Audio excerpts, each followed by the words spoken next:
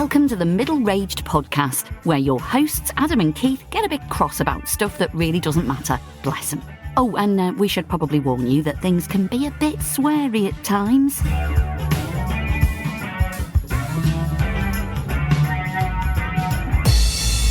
Hello and welcome to this episode 29 of the Middle-Raged podcast with me, Keith A. Pearson, and my co-host Adam Eccles. Good something or other to you, non-specified time of the day. Yeah, we'll just say it's a time of the day because it usually is a time of the day, and it is most days. A good one is even better. So yes, hello. So this episode, we've got so much to crack on with. I think we can probably dispense without our usual preamble, particularly pertaining to the weather primarily. Yeah, fuck that. The weather's annoying. Let's leave it at that. It's just weather at the moment, isn't it? Yeah. Yeah. Okay. Whether we like it or not. You know that poem? I don't know. I just thought you were being a bit weird. No, I have to remember it now. Something like whether the weather be... Oh, no, I can't remember. Never mind. You get the idea. Yeah, okay. So we did end up talking about the weather after all. Yeah. Or we tried at least till Adam's. But we shouldn't have gone down that particular rabbit hole now. No, probably not. Maybe I'll cut that. Okay, good idea. Right. And one of the reasons why we have to cut short our typical preamble is because we've got a lot of thanking to do, have we not? That's right, yeah. Wow. A lot of thanking. I mean, probably need a special... We are total thankers. Need a special thanking booth or... Yeah. What's those? Knee pad. Where are you going with this? I don't know. Oh, okay. Right. Genuflecting or whatever. Do you want to get a quick thank in first? Okay. So here we go again. This was Buy Me a Coffee insanity at this stage. So Math Sweet, the previous Beat the Sweet champion. Record holder. Yeah. He, I have to say, Math beat his own sweet. I don't know. I just think he wanted to be top of the charts forever. So fair enough. And Math went and bought 11 coffees. Previously 10 was the record. Now 11. So that is, that's quite something. So thank you sincerely, Math, because that's very generous, slightly mental, but definitely very generous and much appreciated. Absolutely. Yeah. I mean, so the bar for Beat the Sweet. Yeah. 11 coffees, if you can justify that to your other half or to your accountant. Do you think we'll ever get to a point where people are remortgaging their homes? Oh, well, now we're talking. Maybe we could do we could have a bank, middle-aged bank, and you can organise a loan in order to buy 60,000 coffees. Your home is not at risk. Well, something on some disclaimers. We wouldn't bother with disclaimers. Your marriage might be. Yeah. But best not dwell on that one. No. And other coffee donatees who are equally valid and appreciated. Yes. So who have we got? Simon Lee bought 5 coffees. That's significant. Thank you very much, Simon. Just wanted to buy you these coffees and let you know that the podcast is a breath of fresh air. There you go. And it's so funny listening to Outrageous. Yeah, well, and that's the point. Thank you very much, Simon. And see? Breath of fresh air. There we are. All those doubters, bugger off. And a regular listener contributor and a returning donator is Ian Davidson, who's bought us a couple and very succinctly said, "Keep it up, fellas." Yeah, well, fair enough. We are keeping it up. Cheers, Ian. Yeah, without any type of medication. So sorry. Oh, okay. And then another Simon. Simon Bonds, I think he's a repeat offender as well, isn't he? He is, yes. Bought 3 coffees. Great raging, really enjoyed the podcast and the books. Well, even better. Thank you very much, Simon. Double supporting. we very much appreciate and like that. So that's great. We do have, I've just noticed as well, because we're going to come on to our new thing, which was where you lob us £2 a month, which let's face it, you barely notice, right? And that helps just to keep cover the costs. But we have the first off the blocks with that was Heather, and then we have another Simon T. Yeah. Which means we do have a disproportionate number of Simons in our listenership. Yes. Wonder what causes that. Interesting. I'm not sure how we use that information to our advantage. Is there a society of Simons? The Simon Society. The Simon Society that we could perhaps advertise to. No, there's a point. Maybe we just. Or is it just a really common name? Maybe that. Maybe in the era, in the 70s and 80s, I suppose. Yeah. Do you know any Simons personally? Trying to think. I have known some Simons over the years, but currently not really. No. Okay. No. I mean, I know two fairly well. So yeah, it's and there was a kids' TV program back in the day. I think it was called Simon in the Land of Chalk or something. Do you remember that? No. Yeah. Maybe. This was a fever dream. I can't remember. Yeah, maybe. Yeah. So anyway, who else have we got after Heather and Simon T? So there was Ella B. Thank you, Ella, and Gabe. Cheers, Gabe. Gabe the man, one of our American listeners. Yes, one of the two American listeners. And Denise, obviously, and Jennifer. Also, I think she's the other American listener. So proportionately, in terms of our new supporters, all supporters, actually, because it's a new thing, I think we're probably at something like 30% American. That's pretty, I mean, we've got the whole of America covered then, haven't we? Well, at least the East Coast. East Coast. We've got a chunk. So I guess we need to say, right, proportionately, the Brits need to up the game, really. Yeah. So that's, so just in case you've forgotten, it's buymeacoffee.com/middleraged.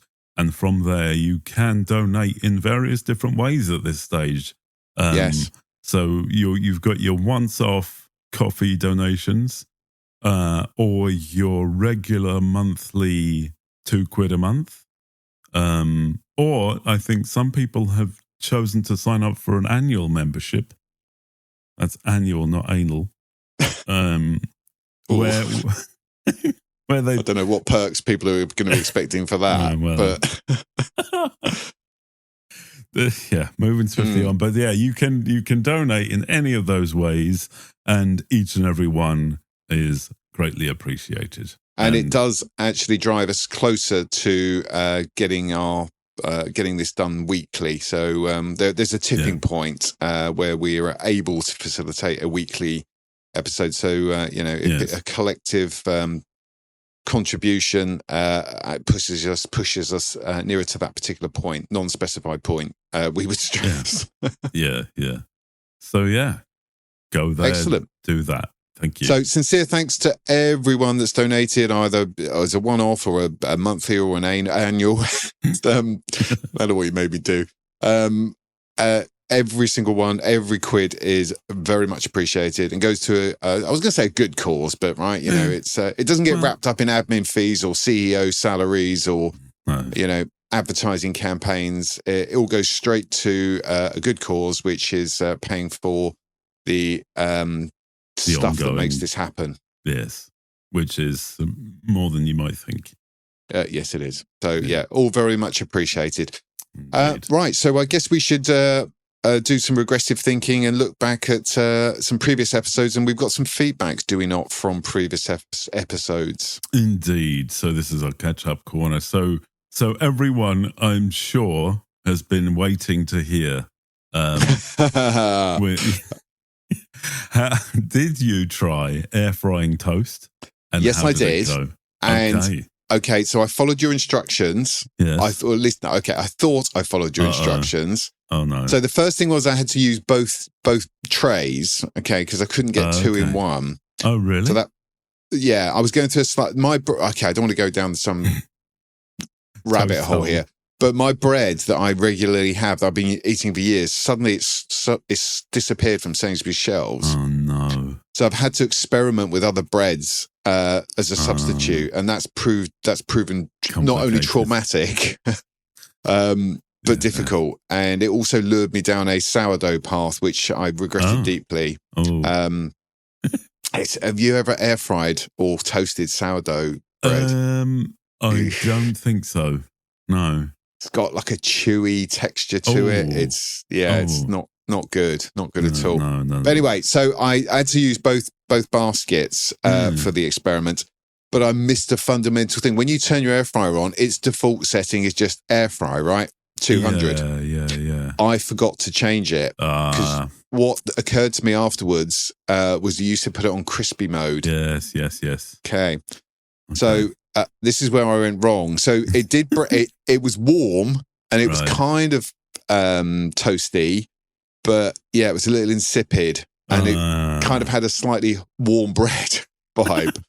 Okay. So I need to revisit that. But if anyone else has given it a go, yeah, would like to know. I mean, yeah. So key elements here is first off, get some toast that fits into into one slot. Fundamental. Because I can put 2 slices in into one bun basket. I mean, I suppose it doesn't matter, but just for ease of use.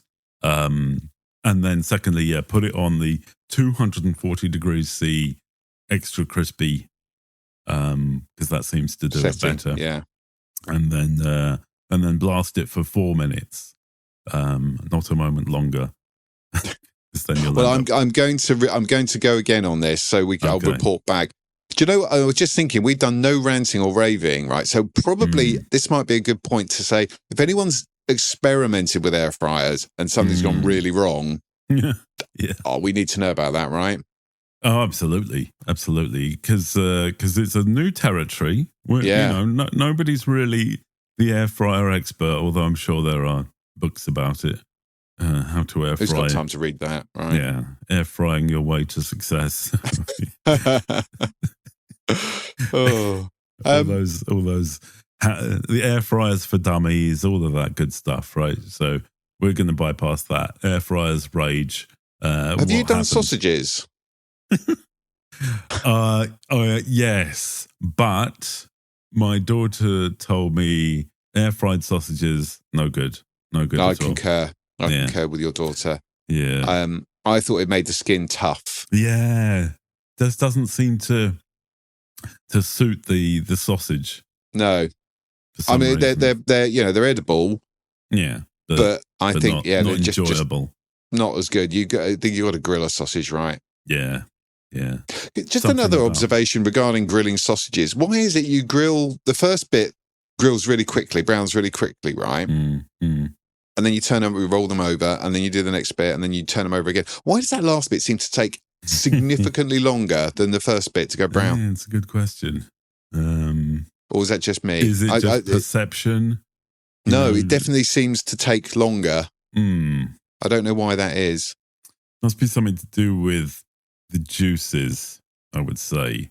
Because at that point, it's getting juicy. And so it's not. Okay. I don't know, I'm speculating here. No, it's a good call. You're I mean, in terms of chefery, I'm going to have to bow to your experience on this. I mean, because the first bit, there's no juice at all, right? Yeah. And it's boom, bang, burn.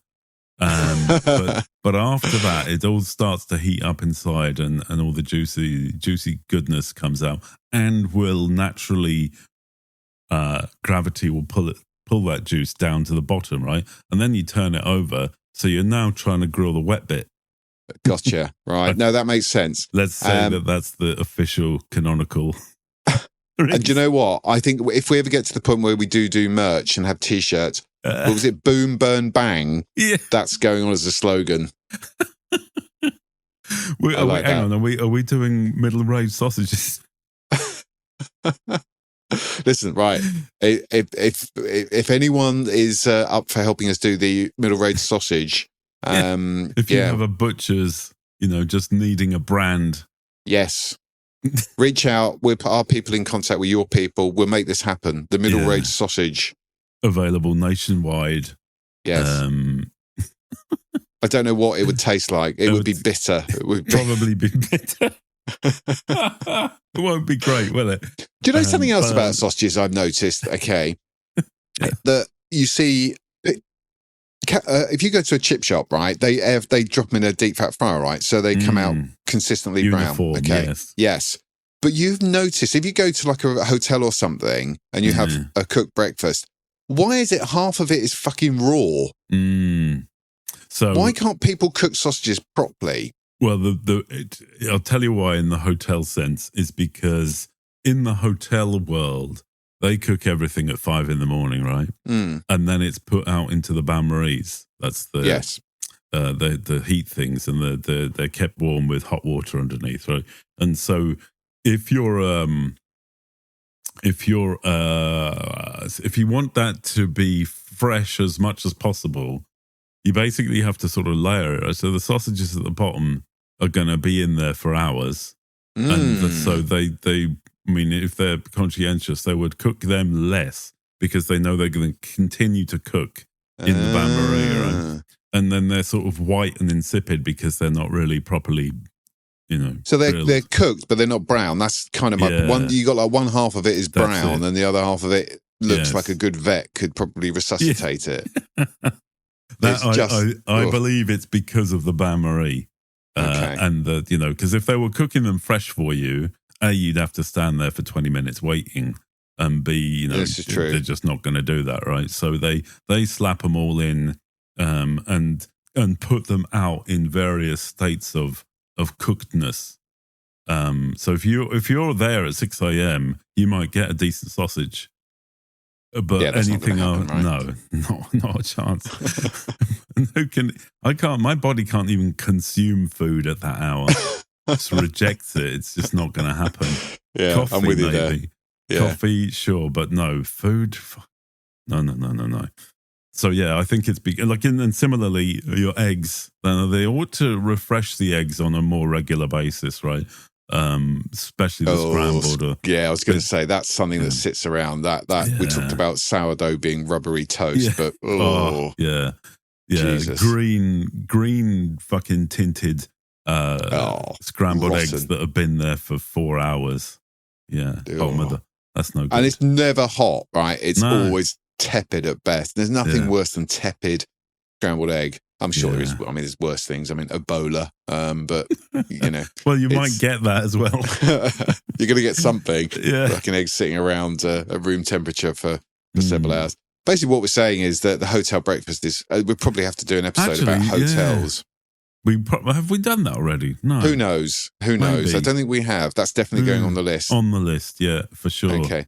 And actually, talking of lists, we weren't talking of lists, were we? I was going to say we'll come on to this. Sorry, I've gone early again.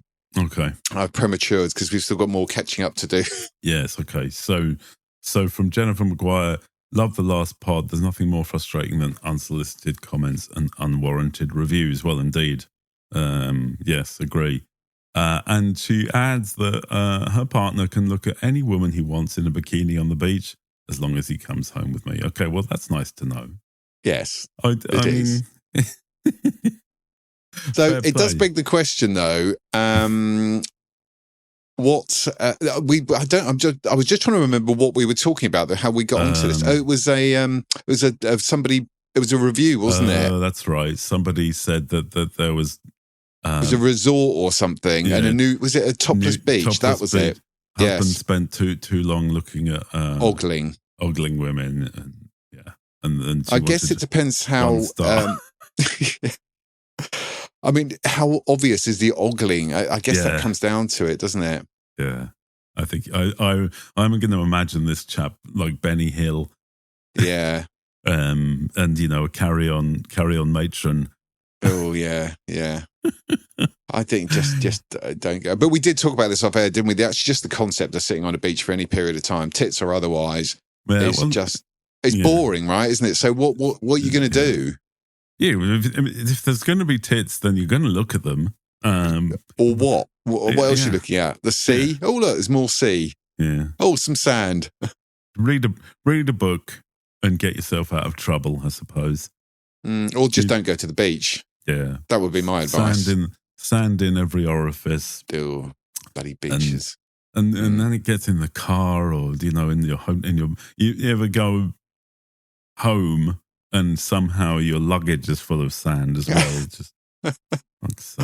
And it's in the pockets of everything. Yeah. How the fuck does it get there? God knows. Sand gets everywhere. That's the Yeah. So anyway, so I guess our advice would be just don't go to the beach, right? And then you avoid all such complications. That's it. Well, ogling husbands and. I want to know: does Jennifer's invitation to ogle women extend past the beach to any location? Yeah, we need to know that, right? Yeah. Okay. Just to be clear, so let us know. Okay. I don't know what other situation where there would be topless women wandering around. I mean, it's not going to be Sainsbury's, is it? I mean, you never know. That would be a thing, wouldn't it? Oh God! Right. Anyway, moving on. Ian, this goes back to toilet seats, doesn't it? Jesus Christ, this thing has taken on a life of its own. Yeah, scary. Ian says that Prince Andrew, allegedly, we can only have to say allegedly, and when you mention Prince Andrew, there's a lot of allegedly stuff going on, right? Allegedly, when he does one of these royal visits, he brings his own toilet seat. Okay. Which raises lots of questions, does it not? Well, it does. I mean, the first thing I want to know is, does he carry it around? Is there like a case that has been specifically designed? The royal case. Right. For the royal toilet seat. And I mean, imagine there's a flunky who holds it, right? Because he's not going to roll up with a special U-shaped case. Did you know back in the day, there was something called, I think it was called Master of the Stool? Eh? Right. So if you go back to medieval times, the king, right, would have I think it was called Master of the Stool or Servant of the Stool or something like that. Okay. And this was a person that would be responsible for dealing with the king's bowel movements. Oh. So he would be in literally the throne room. Oh my God. I don't know. I'm guessing with wiping or maybe extraction or general cleanup. Right. That was, and apparently it was a really, really coveted job. Yeah. Because you had the ear of the king, well, you and had other parts that you probably didn't want. But the ear. What's going on? Right. So, I mean, I guess it's just a royal thing, maybe, that they need someone to be sort of assisting with their toiletry stuff. But how do they know? Right. So if he's going to, let's say, I don't know, a school, right? How does he know? I mean, can he not have a shit on the plane or whatever, the train or whatever else he's gone? Or does he have to say, do you know what? I've got one in the tubes, lads. And there's a good chance it might come out within the next hour. Yeah. So bring the facilities. Bring the toilet seat just in case. And how do they know it fits? I mean, well, maybe they must have an array. I imagine there's a whole car full of them, like a special equipped van, and then they send an assessor, and he goes and measures up and cleans up, and then they unlock the. I mean, because this is all started with the quick release toilet seat system, which I've since learned is a thing, and I might even get one. I haven't decided yet. I might get one. Anyway, but they're all different shapes and sizes. Yeah, so he must have some sort of universal fitting seat. Maybe it's heated. Maybe it's like electric. Ooh. You have to charge it. It's preheated, or maybe the flunky sits on it. Makes it warm. Yeah. Actually, it just occurred to me that Prince Andrew is not actually doing any royal visits at the moment because he's persona non grata now, isn't he? Oh, I think he's been, dethroned or whatever they do to royal people. They're demoted. Discombobulated. And if you're so fucking arrogant that you have to have someone bring your toilet seat with you, so entitled, then, karma. Yeah, well, indeed, yeah. I mean, because, if there's going to be a royal visit, you'd think that they'd go and clean the bogs, wouldn't you? Well, yeah. So, I mean, those toilets are never going to be any cleaner than before a royal visit. So, maybe this one is specially shaped to his particular arse. Fat ass. Yeah. Sorry. I think there must be. I don't know why I did that in an American accent, but it felt appropriate. Do you think the president has a similar toilet seat situation?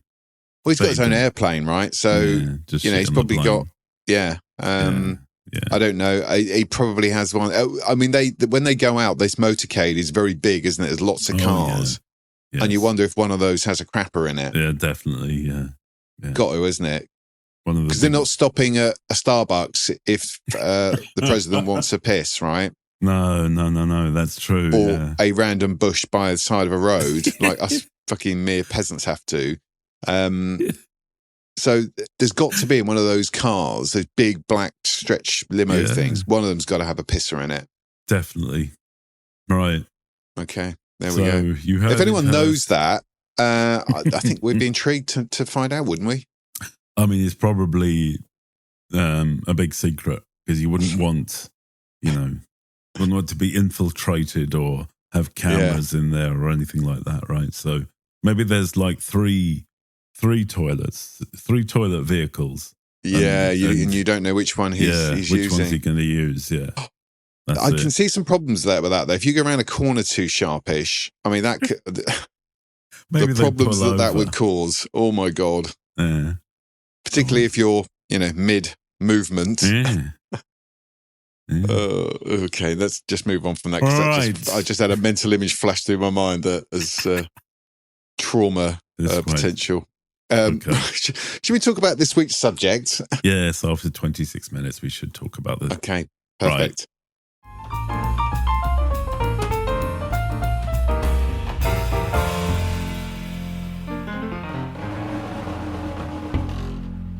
We are talking about gadgets, and primarily ones that are useless. And actually, I think to a degree, this ties into a previous episode where we had the overcomplication of everything, which we're hoping at some point to trademark as a saying, because I think it will at some point enter the the common usage canon.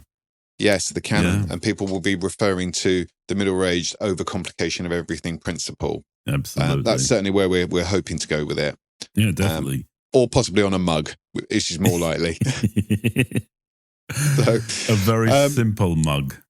Yes, very just simple, plain white. Yeah, want simple font, sans serif. It would be it would be dull. It would be functional, utilitarian at best. Yeah, Soviet. And overpriced. Yeah. So overpriced gadgets. Now we can trace this back, I think, all the way to the 70s with the advent. And we were talking off air about this, that this was a thing in a sort of run up to Christmas. You would see these adverts on TV, and they're very American voiceovers, and from the likes of people like Ronco, Remington. Oh, yeah. K-Tel, I think, did records, but they also did other stuff. Yeah, that's right. Yeah. I do remember particularly the Remington Fuzzaway. Do you remember that? Yeah. This is some sort of that was the chap who was so impressed he bought the company, wasn't it? Victor Kiam, from memory. Yeah, and he wanted to talk about it relentlessly on British TV. Close as a blade or your money back. Honestly, it was not as close as a blade. Come on, Victor, you bullshitter. Do you think everyone ever bothered to go and get their money back? I don't know. I doubt it. There must have been, right? Because there's always someone, isn't there? Yeah. But I mean, the principle, every man knows, and probably every woman knows, because they use electric razors too, right? On their bits and bobs. Yeah. That nothing shaves as good as an actual blade, right? It's a wet shave. Exactly. Just doesn't. I don't know about you, but when I do very occasionally use an electric shaver, I find I kind of feel dirty afterwards. Not in a sexual way. I mean, where are you putting it? But it just doesn't. I don't know. My skin feels unclean. Oh, really? I don't. I just leave the stubble. You know, I've got a stubbly one, so I don't typically go down to skin level. Okay. So, but I have done occasionally. I actually fucking hate shaving. I mean, sure, who doesn't, right? But it's just so much time, and for what purpose? I don't. But you think though? I mean, for a woman, particularly in the summer, where there are legs exposed via skirts and shorts and stuff, having to shave your entire leg. Well, both of them. I'm assuming that most people have two of them. Ideally. No, that is a lot of effort, isn't it? And probably every day, every other day. I don't know what the frequency is. Yeah, I guess so. But yeah, that is a lot of work. Yeah. Because you've got to do that in the shower, and I'm guessing it's I'm saying you're doing it. Where else would you do? You're not putting your legs up on the kitchen sink and doing it, are you? I mean, a bloke can shave. We talked about this before. How men will fucking shave anywhere, gym outside. changing rooms. Yeah, oh, I mean, yeah. God. But a woman, I'm assuming, would just always shave in the shower. That's good. Let us know if you're a woman. Where do you shave? Not necessarily. That sounded kind of weird. I mean, not on your body. I mean, in the physical geographical sense. Tell us which. Yeah, let's not go there. Maybe scratch that. Right. So the Remington Fuzz Away was the thing that got the bobbles off your jumpers, right? Shirt, yeah. I mean, don't throw away your favorite clothes because they look worn. Wait. Save them with the new Remington Fuzz Away Shaver. It safely removes pills, fuzz, even fraying from clothes, upholstery, and drapes. The Remington Fuzz Away shaves your clothes and saves money, too. I've never tried that, but and to be honest, I don't really suffer from the bobble issue. But yeah, the what I remembered when I looked up Ronco was the button ear. The problem with buttons is they always fall off. Bachelors lose buttons, kids especially lose buttons. Mothers and grandmothers still sew buttons on the old-fashioned way. This Christmas, get them the new automatic button ear 2. It attaches any kind of button instantly. The button ear 2, and this is some kind of device that sews your buttons on. Are you sick of sewing on buttons like an animal? Well, the button ear will sort you out in no time. I'm trying to remember the last time. This is the problem. Back in the 70s, people fix shit, right? Because if a button came off, right, you would put it back on. Yeah. Or there would be a tin of every house had a tin of buttons. Yeah. Now, and so you would get a similar-ish button that would be replaced because you're not going to. Now, just people lob it in the bin. Yeah, of course. Yeah, because they're lazy fucks. That is a shame, actually. You know. But I mean, sewing on a button, probably the very easiest seamstress task, you know, that they possibly can be. Like, because sewing is actually quite hard. My gran was a seamstress back in the day, and it's you know, you have to have coordination and it's a lot of needles and sort of pins and all that sort of crap. But buttons. To the point where you needed a special device in your house that's only task was to sew buttons on that have fallen. Like, I suppose it does both. Like, why are so many buttons falling off all the time? Good point. Or is it like that everyone was much more passionate back then and shirts were ripped off in the frenzy of the moment, you know? Oh, okay. There was no Pornhub. I'm going to say, I mean, it strikes me as a reasonably good idea, but the fact that it's not like every home has one. Well, that's what they wanted. Yeah, but it just never seemed to have caught on. It's really one of those things you buy, put in a drawer, forget you owned. Yeah, and or you knew you had it, but every time you actually needed it, you could never find it. Yeah, batteries or fuck yeah, because it's not something you're using every day, is it? So therefore. Well, maybe. I don't know what you're doing. New that's gasket. That's kind of where this all sort of started, really. The idea of just commercialization of something that you don't need realistically, or doesn't solve a problem, or just makes a problem more complicated than it needs to be, basically.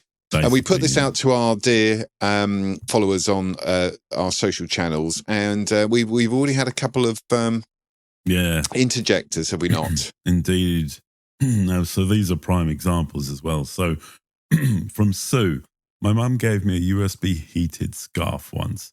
Right, so there's a lot to unpack there straight away.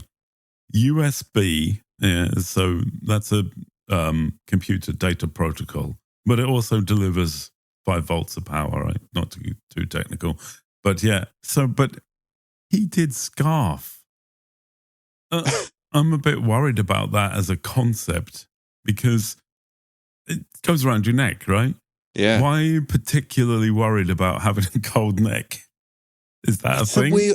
I'm with you on this one. I've never kind of understood. It's a weird one, but it's a bit like the what they call body warmers, gilet things, right? It's like, I get a very cold torso, but my arms are normally fine. Yeah. So it's the like other way around, isn't it? Wouldn't it be that that your extremities get colder? Your hands and your feet, right? And your ears and your nose. Okay, so I can understand earmuffs. Right. And gloves and socks. And gloves and thick socks, right? But the neck. I don't know. That seems odd. I kind of don't like stuff around my neck, really. And I definitely don't like stuff that's heated. No. You ever try an electric blanket? Actually, that should be on the list. Electric blankets. I mean, no, I like a cold bed. Yeah, I want to get into a nice, fresh, cool bed, and not feel like, I don't know, in a room that's 16 degrees. That is the optimum temperature for sleep. It is. Yeah, glad you said that, because people who sleep in hot rooms, what the fuck is going on? Can't be doing with that. I mean, we didn't talk about the weather, but last week, oh my God. Oh, yeah. Hell, unbearable. It has been unbearably hot, yes. Yeah, sticky, muggy. Yeah. Jeez. Can't sleep. But anyway, to go back to... lots of sleep was had. Sorry, yes. No, and so Sue's a teacher, and so I suppose her mother was thinking that the classroom is cold in the winter, and she could plug this USB scarf into her laptop and keep warm. Fair enough. But the problem with this is Sue doesn't sit in front of the laptop the whole time, and the cable was really short. And you imagine that you plug all this in, you get wrapped up, and you're sitting there toasty with your hot neck, and then you have to stand up to emphasize something on the blackboard, and suddenly now laptop pulled off the desk. Chaos ensues. Your coffee cup is flung across the room. Just 2 things right about that. Okay, firstly, hot neck does sound like an indie band, right? Oh yeah, it sounds like something the John Peel sessions. New from Hot Neck. And what was the second point I was going to make? Blackboards. Oh yeah. When was the last time you were in a classroom? Well, in the 90s, I think. Yeah, the late 80s. I'm fairly sure I can say with some certainty that there are no blackboards anymore. Really? Yeah. What do they do then? Well, they have whiteboards, or they have probably... so they changed the colour. Well, I guess it makes more sense, really, does it? Honestly, I still have PTSD about the sound of chalk on a board. Yeah. Ugh, it used to go through me. Also, though, the squeak of a whiteboard pen is also quite jarring. Oh, that is quite annoying as well. Yeah. I mean, so in work situations, I have had whiteboards and just sometimes like a big pad, Adam's big pad. Big pad of paper. But of course, in every single work conference room, all of the pens are dry, don't work, and have been that way since 2006, and nobody's replaced them. So yeah, there's all kind of pointless. But okay, so you don't know no blackboards anymore? Wow, no, didn't know there we that. Go. Sad times. But anyway, so the Sue's USB scarf may have been lost in a recent house move. Lost in air quotes, right? Yeah. I mean, I think that's kind of endearing, though, isn't it? That's the kind of thing a mum would do. Yeah. And it's quite sweet, I think. We'll just point out one small point here is power bank. So you don't actually, you can have a little battery pack in your pocket. Gotcha. Although I suppose women don't have pockets, do they? Not allowed pockets because they'll be. Well, it's the law. Yeah, revolution would happen. But you could see an example where you tuck the battery pack power bank thingy into the scarf, and then it's like self-fulfilling. Surely, though, by its very nature, a scarf made of wool will keep your neck warm. Yeah, right. Exactly. That's what because your body is pumping out heat. Yeah. And you just need to retain it. You don't need to add heat. Yeah. So okay. So there's a flaw in the whole thing anyway. I wonder how many USB heated scarves have ever been sold. 7, 8, yeah. It's got to be. Yeah. So Denise has chipped in with Denise was gifted. I don't know. Did she? Oh, she was given, right? Gifted. So she was the recipient of this gift, and it was a drinks flask with a digital thermometer. And according to Denise, she spent the best part of 50 years figuring out how to assess the temperature of a drink using. Oh, sorry, no, I've misread that completely and fucked it up. So, like I haven't spent the best part of 50 years figuring out how to assess the temperature of a drink using my face/mouth. Yeah, right? yeah. I mean, this is for the very cautious, I suppose. You know, you don't want to... Or precise. If you can only drink your beverage at a very... I mean, you've got to be proper OCD, degrees. Right? Yeah, big time. I mean, so I'm curious about how this functions, right? So I presume that the sensor is on the inside of the flask. Gotta be. And then it presents... Well, it's good on the outside, but... I suppose not. So it tells you what the temperature of the drink inside the flask is. Well, if you're... But what are you going to do with that information? Yeah, because it doesn't... That's the whole point of a flask, is it's not really going to change very much. Well, exactly. Yeah. It's either going to be drinkable or not drinkable. Yeah, yeah. I don't see that, knowing the temperature. It can't be more than 99 degrees, can it? It's just... It's not going to be 800 in there. You could defy the laws of actual physics. Yeah. I mean, if it's got water in it, then it's going to be limited to that point. And, you know, But I'm kind of with Denise, right? You lift the thing up, you take a sip, you go, oh, that's cold. What's this preventing? I mean, it's not preventing a catastrophic situation, is it? It's not life or death whether you take a sip of lukewarm coffee. It's your life is not going to materially change in any way, shape, or form. So I'm totally with Denise. It's just pointless. It's pointless crap. Yeah. No, fair. I mean, there's the sort of thing that that first part that I was gifted. That is exactly you're never going to buy this for yourself. It's like you're scrambling around, on Christmas Eve. What the fuck can I get? What the fuck can I get Denise? Oh, she likes drinking coffee out of a flask. So here's a Wouldn't she love to know the temperature of that coffee? Yeah. Why wouldn't you want to know the temperature? Yeah. But again, these things are being made probably in their millions and people are buying them, right? So it's not completely unnecessary, but they exist. Which brings us on to Dave B, does it not? That's right. So Dave B on X, and this is following on from the overcomplication of everything.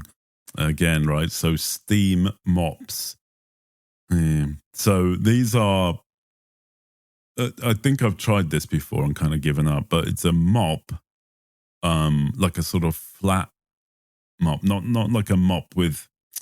What the hell? Not that looks like one of those dogs, Yeah. Not one of those, but the sort of flat type. But the flat bit is actually a dispenser of steam, and so it's basically a little. There must be a bucket of water somewhere, and then a heating element, and then it sort of directs this pressurized steam down towards the floor, right? Yes. And in theory, that's makes sense, but in reality, does it? Well, if you what's the best? I mean, do you need your floor? So it's not, if you're operating on humans in your kitchen on the floor, you kind of need that degree of sanitation. But you people are, as a rule, are not performing open heart surgery on their kitchen floor. So ideally therefore, not, no. yeah, do you actually need it to be sterile? What difference does the steam make? Apart from making your floor very wet. Wet, yeah. I mean, I think it's something to do with you don't need to use detergent. Chemicals. Yeah. So but maybe chemicals smell nice, don't they? Well, some of them do, yeah. Bleach like pine disinfectant. Yeah. I have this PTSD from when I was very young, like 14. I worked in this Greasy Spoon cafe, right? And their floors were filthy, number one, and got filthy every single day, right? Imagine it was a Greasy Spoon in Hertfordshire. And but their evening ritual was a nasty bleach, right? Cheap bleach, the bleach that stinks of bleach, not and then hot water, and then one of those old dog mops. Yeah. And it just, the stink of that now makes me actually retch. Anyway. You're dragging that mop across the floor, right? And then you're putting it into water. I mean, most of the bacteria is staying in the mop anyway. Yeah, it's pretty nasty, yeah. But the steam mop anyway, so yeah, takes ages to heat up. Of course the cord isn't long enough. No, as if it's going to be long enough, right? Because you need it to be like a Hoover length. Yeah. But that's or cordless, ideally. Yeah. Should be cordless, shouldn't it? And then of course it takes ages to heat up again when you've changed to a new plug socket across the room. Jesus Christ. They don't really apply much pressure. It's just easier and quicker and cheaper with a normal mop. I'm guessing that there are a lot of people that have steam mops abandoned in a cupboard somewhere. Yeah, looks good. Sounds like a good idea. Thing, yeah, it's daytime TV, isn't it? It's your Ronco. JML, I think, is the new one. Oh, yeah. Are you tired of mopping? Yeah. Has anyone ever said no? Actually, do you know what? I quite like mopping. I mean, love mopping. I'm not tired of it at all. Mop champion. Fact, yeah. I kind of personally like doing a bit of mopping and a bit of hoovering, and really, yeah, it's kind of therapeutic. Is it not? Therapeutic, yes. Yeah, it's like mowing the lawn or something. Yeah. I wouldn't go that far. I don't mind doing a bit of mowing because you're out there with noise cancelling headphones on. Yeah. Can't be contacted. You're going to be doing this for a while, and there were worse things. I mean, if you look at a list of chores around the house, I mean, there are much worse. Oh yeah, cleaning the fucking quick release toilet. Yeah, I don't like. Oh, just get Andrew to pop round. He'll bring his own. Right, so I think that's followed up, right? I think we've covered it in terms of what people have chipped in with. So we should probably now crack on with our own little examples of this gadgetry fuckery. Yeah. So do you want to kick us off with your first pick? Okay, so I suppose I should start with, I am a gadget person, and I have been since I was a very young kid, right? I love gadgets. I'm surrounded by gadgets. I'm a techie. And, the more computery stuff around me, the better, right? And phones and whatnot and all of that. So Adam's middle name is Ronco. Adam Ronco Eccles. Yeah. I do appreciate a well-made gadget, though. But, of course, that's not the norm, right? That's not what we're talking about here, is it? No. So I, of course, have an electric toothbrush. And I've had dozens of them over the years. Batteries or rechargeables or ones that, claim to do this and that and the other. The main problem with those bloody things is that the toothbrush head bit, the bit that, with the brushing. Those are mad expensive. They're up there with razors as the most overpriced piece of pointlessness. What the fuck is that about, actually? I mean, it's just like a normal toothbrush is like £2, something like that. I bought a pack of actual toothbrushes, fairly decent ones, for £3. So there you go. £1 each for an actual fucking toothbrush. Yeah. And so the head part where it attaches to an electric toothbrush, it should be roughly the same, you'd imagine, less actually, because it's just half the plastic, the top bit. Yeah. And there's nothing really otherwise special about it. It just jiggles. And you could literally, if you stuck anything at the end of that toothbruch, it would do the same thing, right? Do the same job, yeah. Because you could actually gaffer tape an actual toothbrush. Do you know what that'd be the way to go? Right, is to actually get a pack of cheap toothbrushes, hack the end off, and then you can melt it, kind of mold it onto the end, or just spike it on. There's a 3D printing project, isn't there? Yeah, that could save some money, right? So fuck off, Philips and Oral-B with your overpriced stupid heads. Sorry. But anyway, yes, but it oscillates and So, but the one I got, I didn't really intend this. It was just, I suppose, a sort of extra that came with it, is that it Bluetooth hooks up to my phone. And I'm not really sure why. It just does. And I suppose it records when you brush your teeth. I mean, I fucking brush my teeth every day, twice a day, right? Don't really need to record that for the duration and the. What are you doing with that data? Yeah, I mean, selling it to fucking. Amazon. I don't understand. Yeah, it's like we can do this. We can put Wi-Fi or Bluetooth into a toothbrush. Yeah. Nobody actually, just because you can do something doesn't mean you have to. I mean, you should, yeah. And what this is, so yeah, I did hook it up the first day I got it. I thought, I'll do that because I'm a nerd. But then, of course, it lost its connection, and I never ever went back through the motions of hooking it up again, because why would you bother, right? But what this meant was one day the fucking thing wouldn't turn on. What, the actual toothbrush? Yeah, it wouldn't turn on. Because it wouldn't connect to Bluetooth? It wouldn't connect to the phone, or it lost its way somehow. Oh, fuck that. And there's like one or two buttons maybe on the toothbrush, and, there's not much troubleshooting you can do. Press the button, it's supposed to go buzz, and you stick it in your gob, right? And so what this led to me was me trying to brush my teeth. It's probably bleary-eyed in the morning, and it wouldn't fucking turn on. And then I'm like literally Googling, how do I reboot my toothbrush? Isn't that a thing, right? Because essentially it's still a toothbrush. I mean, you can still brush your teeth. I suppose I could, yeah. It just doesn't oscillate wildly as a reference. Well, that's all right. I guess it's just you feel like a Philistine.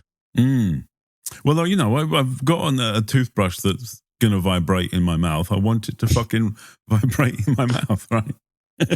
I will resist the obvious. Yes.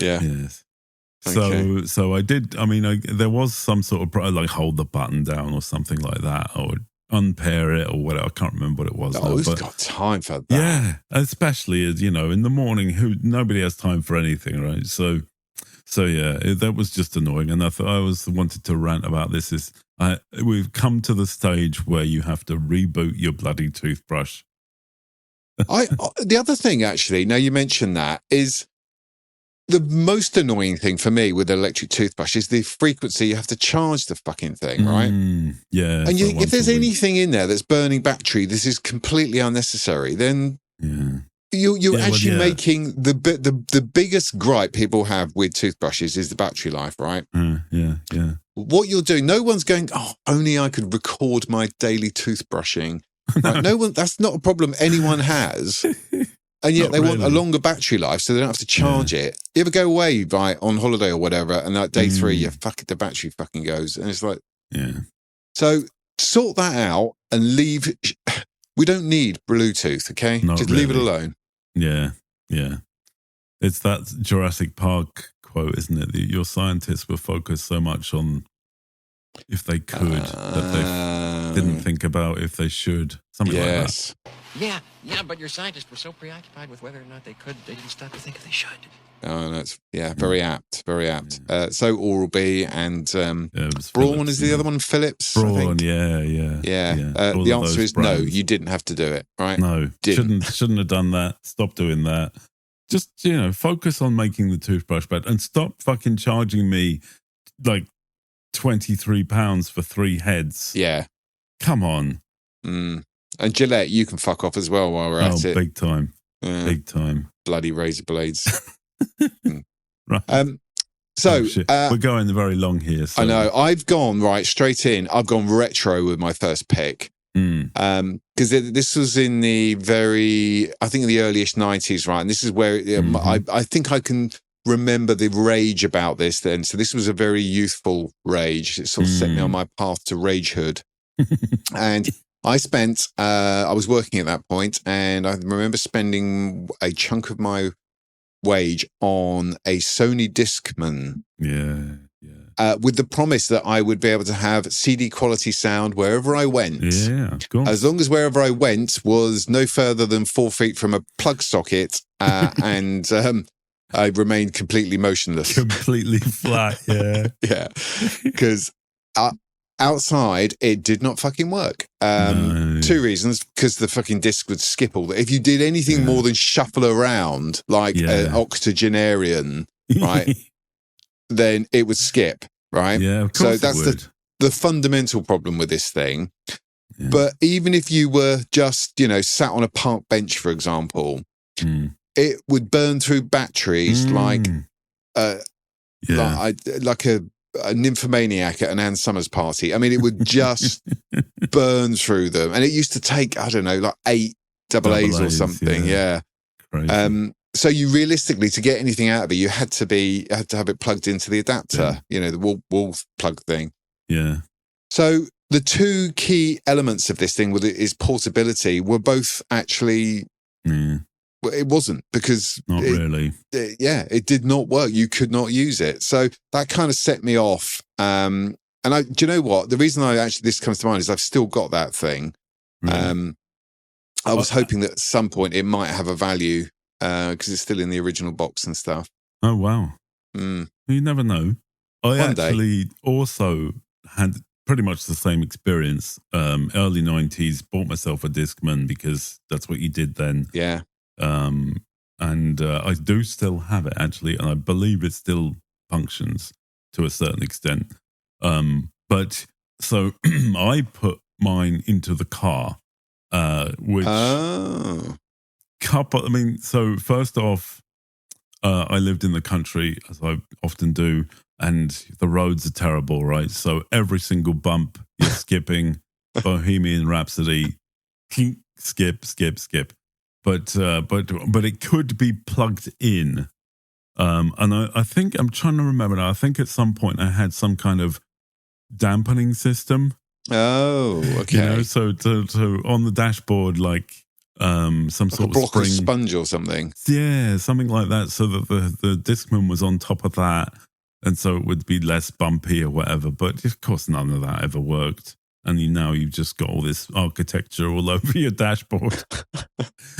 Cassettes kind of had it nailed, really. Yeah. We didn't from a mobile perspective.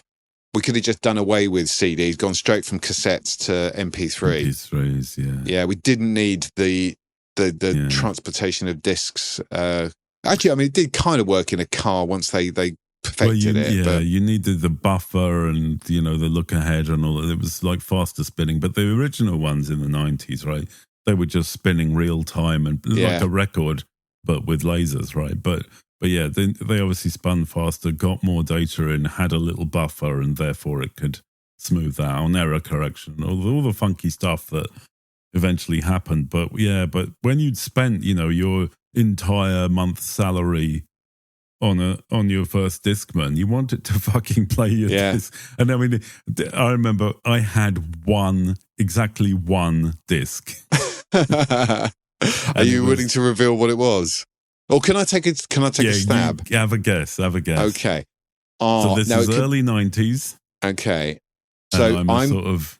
Yeah. You know. Okay. I'm going to think it's... okay. Was it a British artist? Yes. Okay. Was it a duo?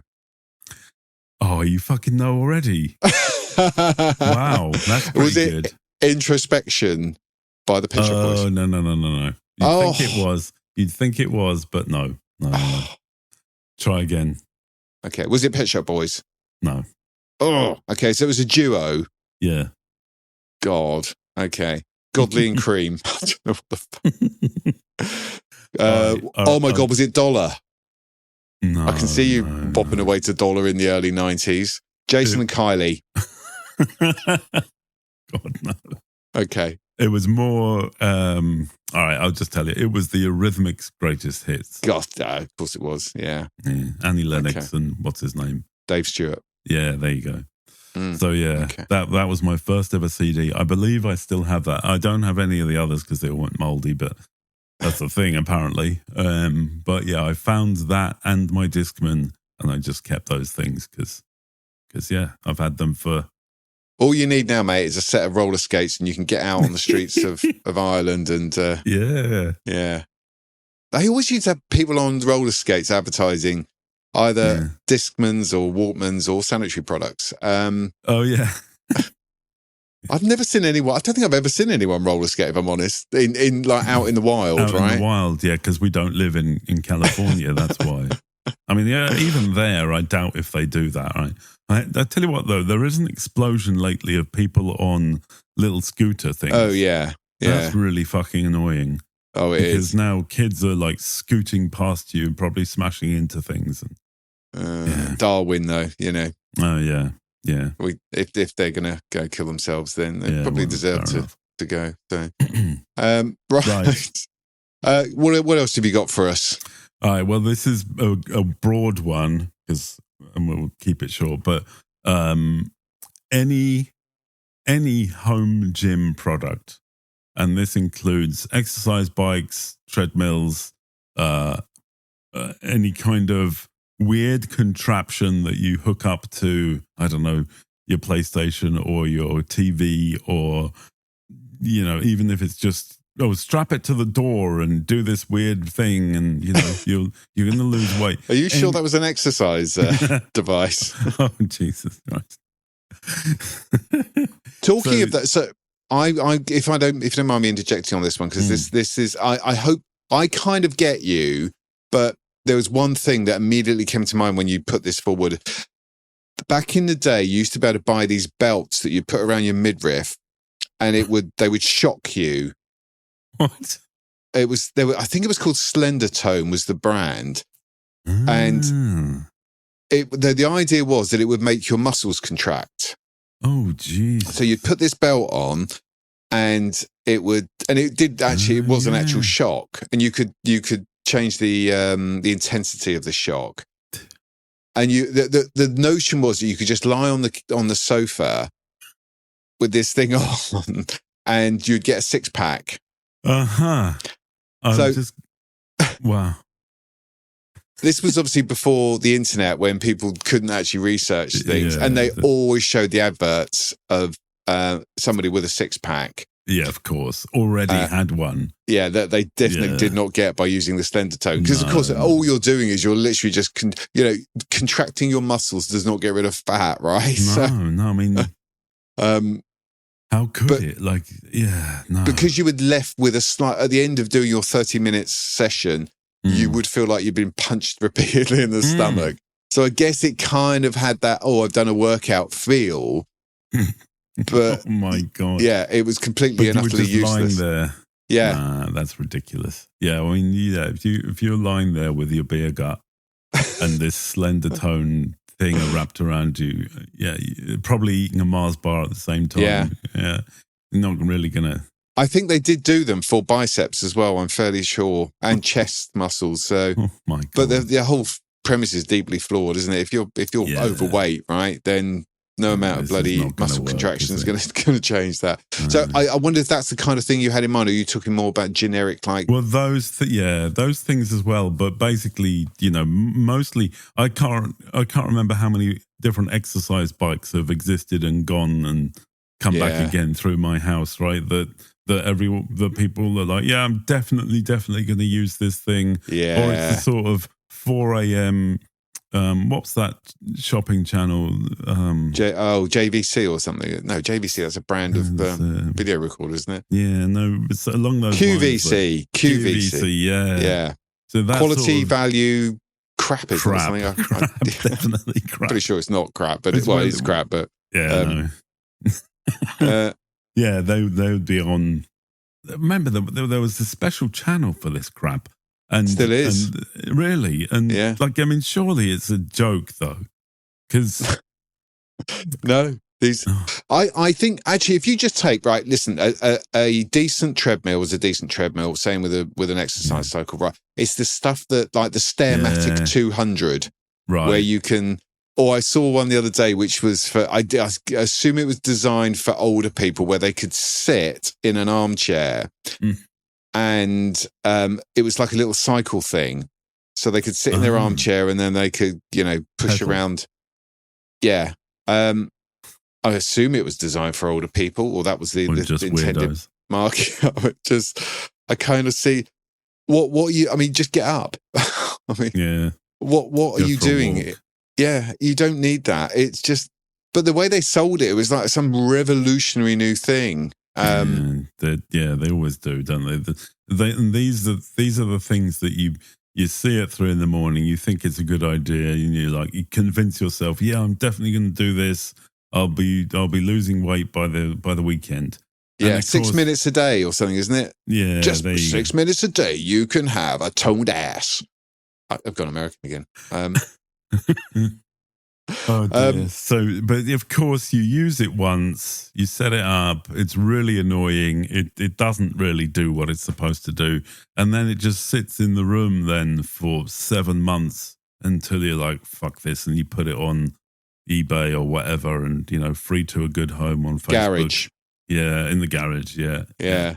I am going to go out on a limb here and say I don't think I've ever found a piece of home equipment, gym equipment, that has been any good. It's normally all crap. And the trouble is, because it's crap, it kind of de-incentivizes you because it's such a hideous experience. Yeah. Some cheap bloody, rowing machine, right? I mean, God, all you're going to do is just put your back out, or it's going to be clunky and noisy. It's going to break or something. Yeah. It's just going to be awful. And that's just going to put you off. So you just go to a gym, all right? Okay, don't buy this crap. Yeah, definitely. Or just go for a walk. Even better. Because that's free. So that's what I'm doing. You don't need, and definitely don't buy Slender Tone. No, God. Right. So talking of walking, this is going to be a controversial one, I think. I'm going to go smartwatches. Not to say that they don't have their usage, because they do. Yeah. But the principle of having to charge one every day seems to me like ridiculous. It is a bit of a pain in the ass, yeah. And of course, I have one, right? And yes, I do find it useful, and it tracks how many steps and whatnot, and it just pings you saying, you need to do something, or something bad happened and whatnot. But yeah, it has. Wow, your watch has got. Your watch tells you when something bad's happened. Like if I fall over. Oh, right, okay. I thought it was just it was a manic depressive watch. Just churns bad news at you all day. No. Okay. But you know what I mean, yeah. But it certainly justifies itself, but yes, it is a pain in the ass that you do have to remember, and of course I don't ever remember, and then it gets to be like I'm going to bed and it wants to be charged. Fuck.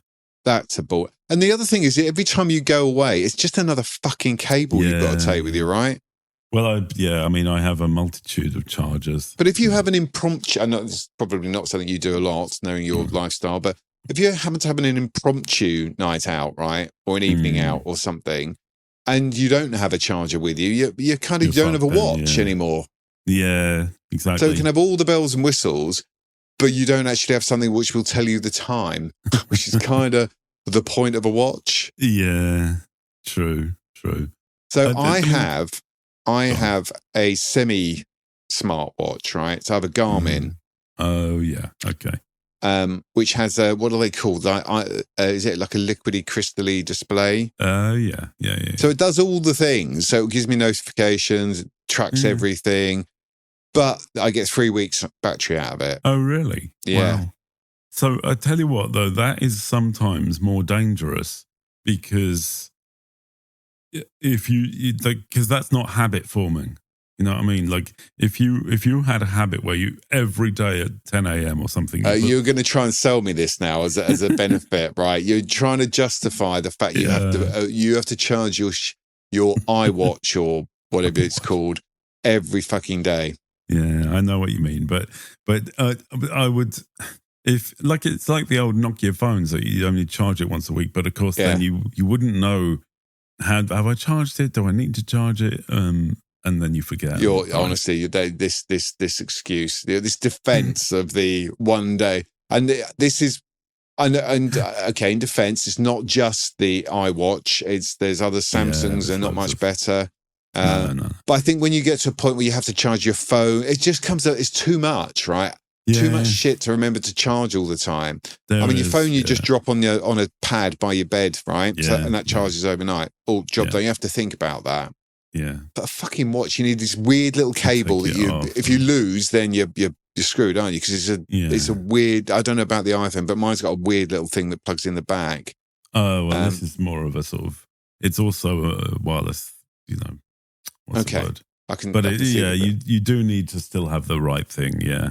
And obviously I have a multitude of different ones and whatnot. But it's not everybody lives in the tech world like I do. But I know it's a pain. It's not like you're out and about. You're around a friend's house or a family or something, and like your phone's going. Everyone's got a USB-C, right? Everyone. Yes. No one's going to have a charger for your watch. No, of course not. No. So that is true. Yeah, it is more. The problem is we're in this sort of era of technology where the technology is incredibly good in many, many ways, but our battery technology is kind of lagging. Yeah. It's bulky, it's low volts and all those sort of problems that you have with lithium and whatever, right? But when we move to a situation where batteries are much, much better, which will happen eventually, then your watch will last a month or whatever before. Well, mine does already. Yeah, And listen, all I'm saying is my watch does everything yours does, right? Yeah, okay. But it doesn't have a coloured screen though, so it's aesthetic. Okay. And I can smash it to shit and it doesn't break. Right. Not that I, go around smashing things up, but it's a bit more robust. Back in the day, I had a Fitbit. Have you ever owned one of them? No, but I know about them. Yeah. Oh, it's fucking useless. Honestly, really? I used to wear it in the gym, and it would be. I mean, it would tell you that your heart rate was at 220. Which I mean, you're probably about to die. It would veer up and down all the time. It was absolutely useless, right? It would just like, you've got one job, which is to tell me my fucking heart rate. And the other thing is you had to activate the screen, you had to twist your wrist, right? Yeah. I don't know, do you have to do that? Not anymore. No. Okay. So when you're on a piece of equipment, say for example, you're a rowing machine, have you ever tried, and you want to check your heart rate or how long you've been on the machine, try twisting your wrist. Yeah. Oh, yeah. Awful stupid, thing. So technology has moved along and it has got better, but I do agree. It's still a long way to go, especially with the batteries, right? But do you remember having a watch that would play Yellow Rose of Texas or something of that ilk? Yes. And your battery would last several years. Yeah. Those are like I obviously had a lot of Casio watches back in the day, obviously, right? I bet you had a calculator one, right? Oh, 100%. I even had one that had a infrared TV remote in it as well. Did you use it a lot? Only to piss people off. Like to wander through the living room and just mute the TV. See, that falls into the category of we can do it, but should we do it, right? Yeah, I know. Yeah, no. We definitely probably shouldn't have done that. And the calculator was so, I should imagine, So from memory, tiny, you'd be having to press the buttons with a needle, right? Yeah, or a matchstick or something. I mean, even the small fingers of youth weren't small enough, right? Because it's ridiculous, right? But it was just, that was the technology, that was the gadget that you could buy then, and of course I wanted it, and I had dozens of different. But it's, if you think back, right, so you had a watch that told you the time, normally in 8 different countries, which you didn't need to know. That was always the thing, wasn't it? Look, it's 3 p.m. in Charlotte, Singapore, South Carolina, or whatever. It's like that's good to know for your 14-year-old self, because that's the information you need, right?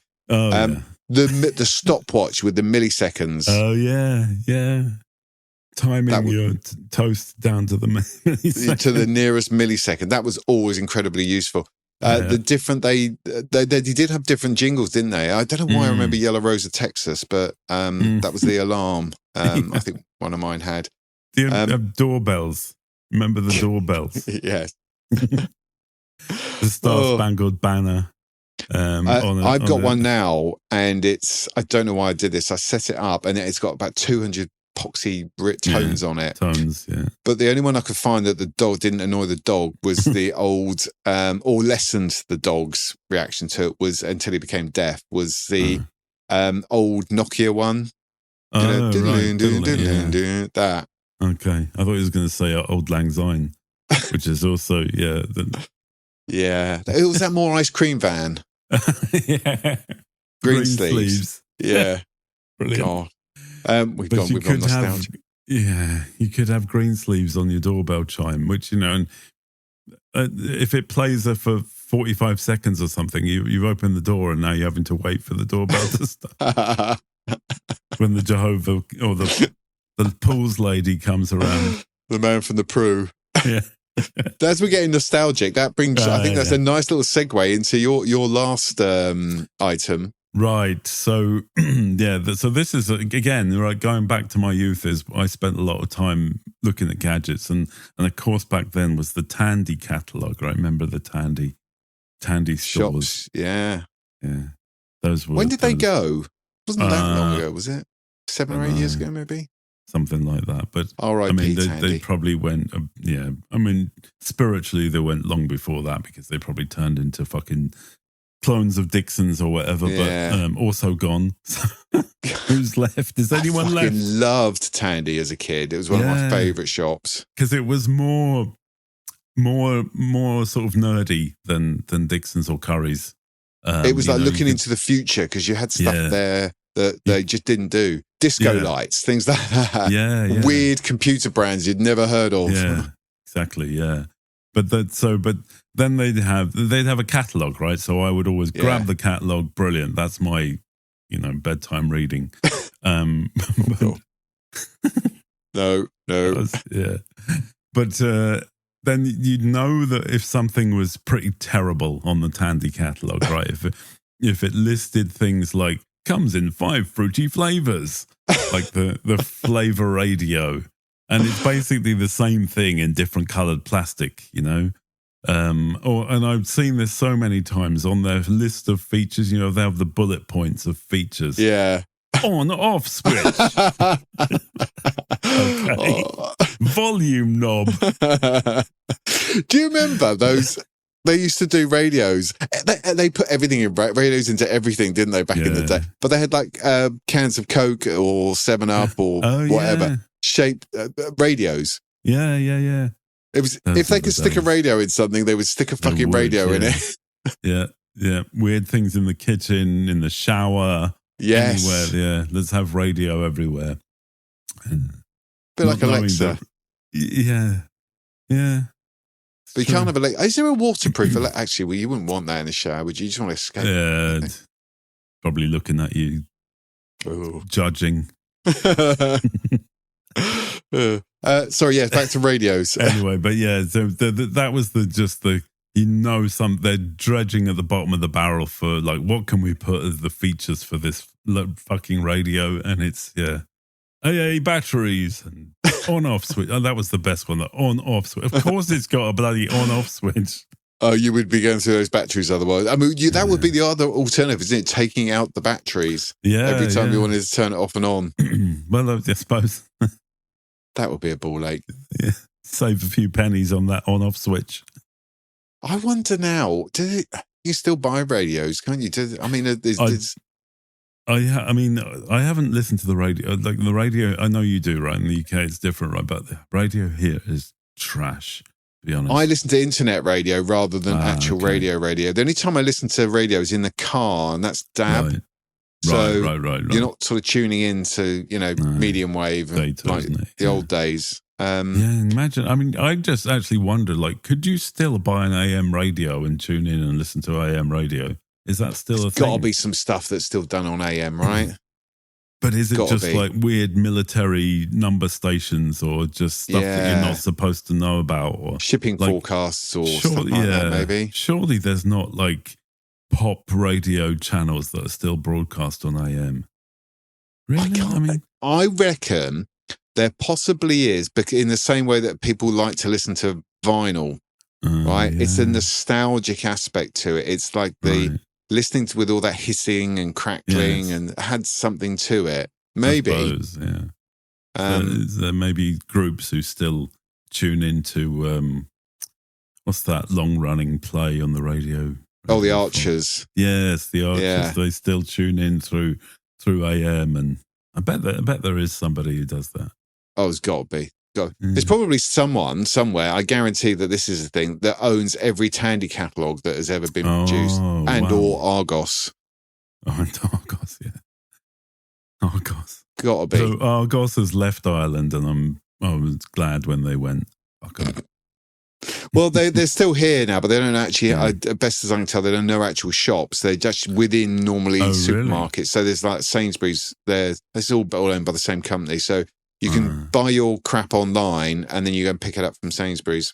Okay. No more queuing up, no more little pen and slip of paper. I remember the pens, the little tiny pens and little pencils and stuff that you'd obviously trudge up rob. to the you trudge up to the reception. Oh, so it's out of stock. And you trudge back to the catalogue and skip through the fucking pages again. And good times. Good times. Yeah.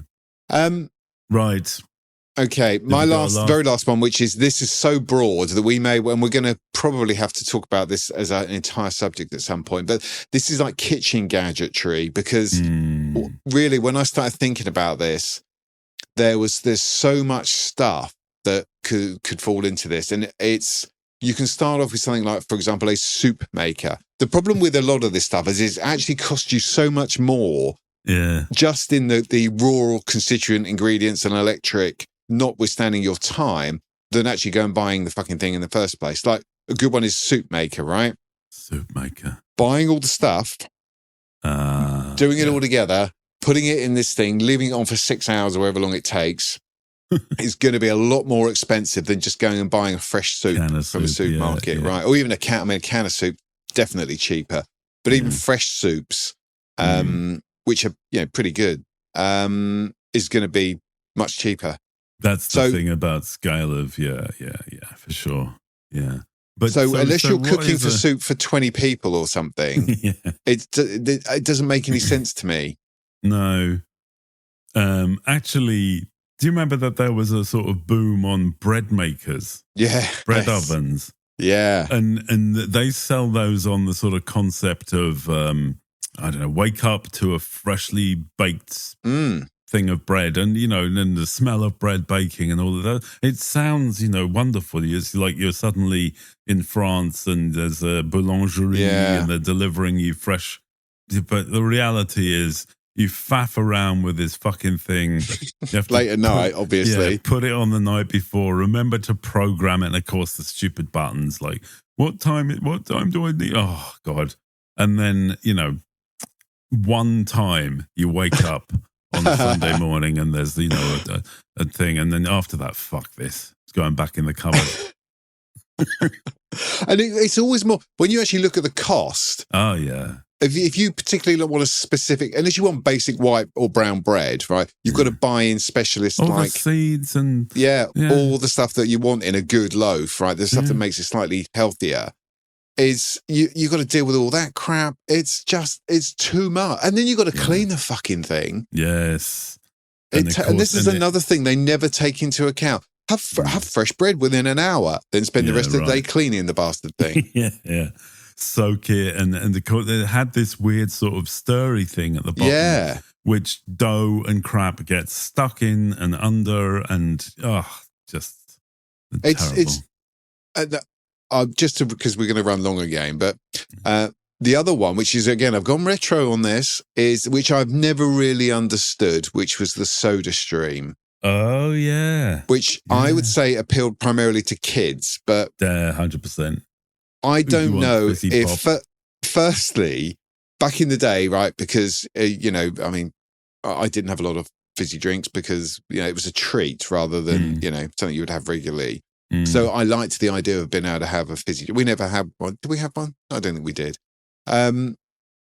So I liked the idea of being able to have a fizzy drink whenever I fancied one. Right? That was a thing. But in this day and age, I mean, Jesus, they still sell them. I mean, I haven't seen them. I mean, because you need to buy the CO2 cylinder. Yes. This is the problem with it, right? And it's this massive, heavy chunk of metal.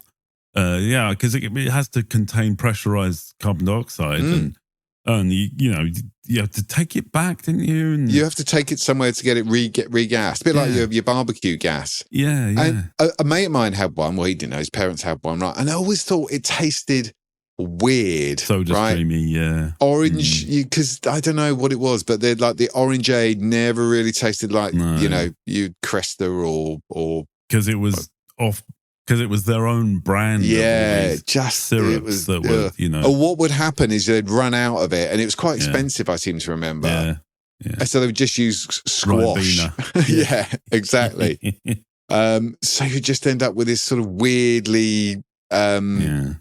Gasinated is not a word, is it? Gasinated. I think it fucking should be. Carbonated. Gasinated. That sounds like saying when you've had a really big dinner. Oh, I'm feeling a bit gasinated. I'm just gonna pop outside. Won't be a minute. Oh, okay. So the Soda Stream. It has this whole ecosystem around it, and you'd have to buy into it, and you'd have to buy the bottles or the glasses or the whatever the fuck it, and make it, and it just can't imagine that. Maybe there's one, really Soda Streamy household where they're let's get the Soda Stream out. Obsessives. And they have all the different flavors. I'm going to have strawberry. Isn't it funny, right, how it never caught on like coffee? Because now everyone has stupidly expensive coffee machines, but nobody ever went and got, like a £1,000 Prunig Soda Stream maker. Maybe. The principle, you want it, right, you're thirsty, okay? So do you open the fridge and pull out a can of something, or do you open a cupboard, get down this contraption, get a bottle that's probably buried in the back of a cupboard somewhere, go and get some water that's going to be fucking warm because it's out the tap. Tepid, yeah. Do you know? And then you got to measure it. Fuck off, right? No one's doing that. Not work.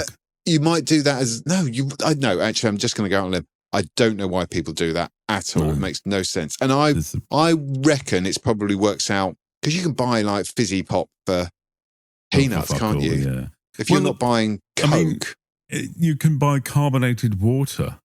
Yeah. Mineral water or whatever for basically fuck all as well, right? So I'm just wondering that in the 80s, was it much more difficult to get a bottle, a 2-litre bottle of fizzy water that you could just add your syrupy sugary crap I don't remember seeing sparkling water as a kid.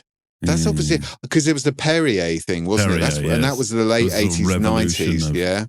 Yeah.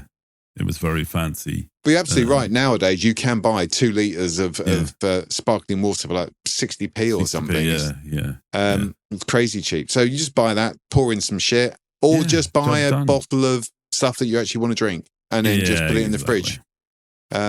Job done. So it's a lot of this overcomplication, and these gadgets that sell in the millions. They're not doing it. All they're doing is making ownership or produce of something that you can buy generally cheaper and easier without all the hassle. So for sure. We're definitely going to have to do a section on kitchens and hotels. Equipment. Yeah. There you go. That's coming down the tracks. So that's something to look forward to. But as far as this particular episode is concerned, we've run long again, unsurprisingly. So we should probably just get on with a happy ending, right? We should indeed.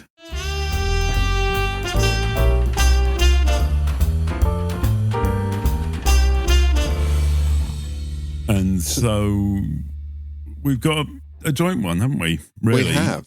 It's more like a joint happy ending. That sounds a bit dodgy, actually. Oh dear, that's a category on a certain website, isn't it? Dear. Dear me.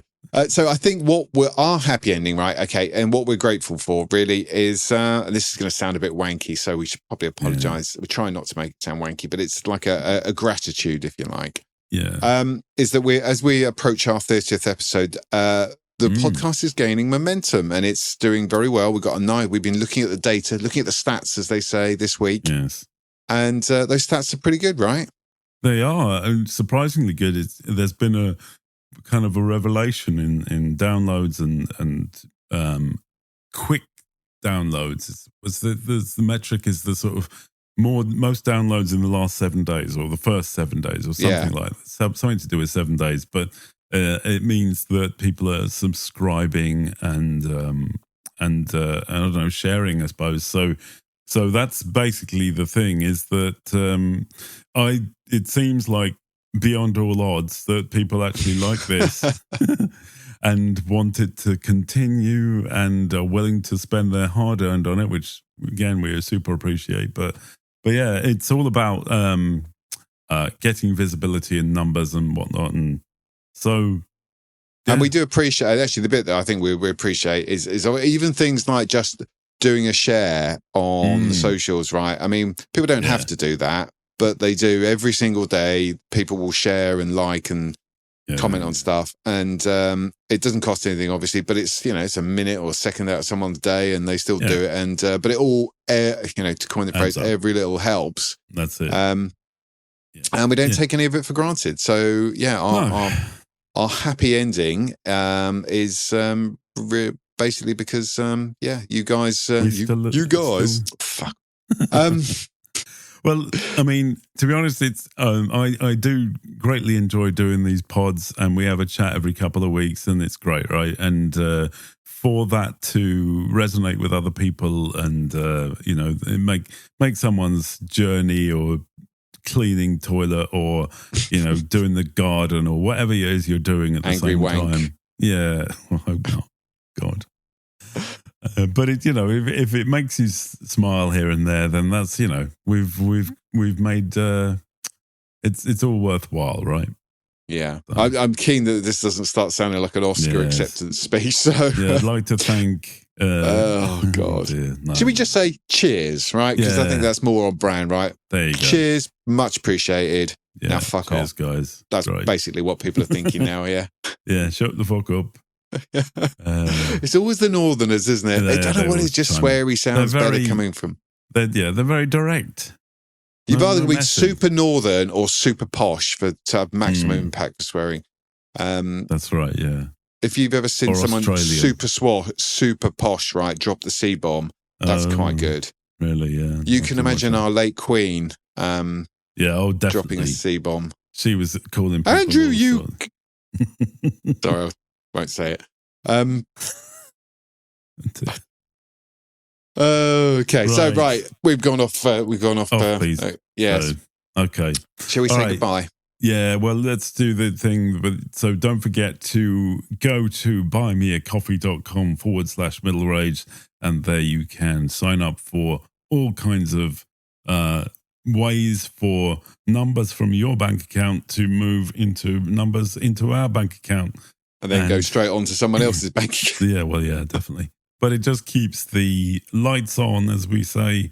There's lots keeps of Adam in throat pastels, which, as you can probably tell, he's kind of I'm feeling a bit ropey at the moment. So maybe it is Ebola. Yeah, it could be. Summer flu, apparently that's the thing. Oh, for Christ's sake! I don't know. Can't have time for that. Summer flu. I don't think it's any different from winter flu, autumn flu. It's just, it's a different time of year. What people say, isn't it? Oh, there's a lot of it going around. Yeah, well, I don't go around, so I don't. Well, you have to go. You do go to Tesco's, don't you? Yeah, it's from a trolley. Bloody hell. It's got to be. Yeah, you're not wiping them down. Not anymore. Can't be asked. During the fun times, we were all wiping our trolleys. But that I could not be asked. Isn't it quickly how everyone went from being completely obsessed germaphobes, right, to now you're back to people just going to a toilet, having a piss and walking out, or even worse, without washing their hands. God, I kind of miss that element of the whole pandemic thing. I mean, not to say that people dying and being locked in your house was was great, but just the fact that people were a little bit more wash your fucking hands, lads. For 20 seconds. You'd think that would last though. The hand washing at least. No, it did not. It did not. God, do you remember we used to be locked up? Anyway. It's fun. So yes, subscribe and go to buymeacoffee.com/middle rage. Anything you need to say, come and find us on X or Facebook where we hang out. And I think that's about it, right? Yeah, that'll do. Perfect. That's us. Till next time. Cheers.